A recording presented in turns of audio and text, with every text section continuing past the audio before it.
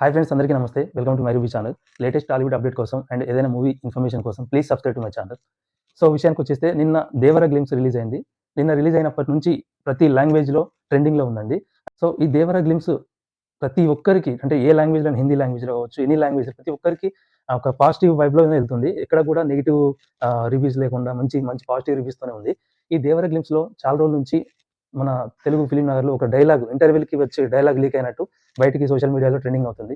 ఆ డైలాగ్ ఏంటంటే, నరనరమున ఎగిరిపడే రగతము ఎరుపెందుకు, కనుపాపలు దాచుకున్న కన్నీటికి లేదెందుకు, కనిపించే సంద్రానికి కనువెనక కన్నీటికి కథ మొదలే ఇది ఆగని అలలే. అంటే ఇంత పవర్‌ఫుల్‌గా ఈ డైలాగ్ అసలు వింటుంటేనే అసలు ఎన్టీఆర్ గారు చెప్తారా? లేదంటే వేరే క్యారెక్టర్ చెప్తారో తెలియదు గానీ, ఇది వింటుంటేనే ఒక గూస్ బంప్స్ లాగా ఉంది. ఇలాంటి డైలాగు పార్ట్ 1 లోనా, పార్ట్ 2 లోనా తెలీదు. మొత్తానికైతే ఇంటర్వెల్‌లో వచ్చే ఈ డైలాగ్ అని చెప్పి టాలీవుడ్‌లో స్ప్రెడ్ అవుతుంది.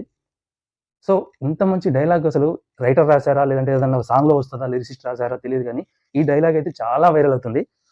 ఈ ఒక్క డైలాగే ఇలా ఉందంటే, అసలు ఇది ఉందా? లేదా? తెలియదు. బట్ ఏందంటే, ఈ పవర్‌ఫుల్ డైలాగ్ ఉంటే యెస్, ఎగ్జాక్ట్‌లీ ఇది 'దేవర' కోసం రాసినట్టే ఉంది. ఎందుకంటే, ఇది మనకి తెలిసిందే. ఏందంటే, ఒక సముద్రం మధ్యలో ఉన్న కథ. ఇంటర్వెల్‌లో వచ్చే ఈ డైలాగు ఏ క్యారెక్టర్ చెప్తుందో తెలియదు గానీ, అసలు ఒక రేంజ్‌లో ఈ డైలాగ్ ఉందంటే, సినిమా ఏ రేంజ్‌లో ఉండబోతుందనేది ఫైనల్‌గా నిన్న రిలీజ్ అయిన గ్లింప్స్ చాలా బాగుంది.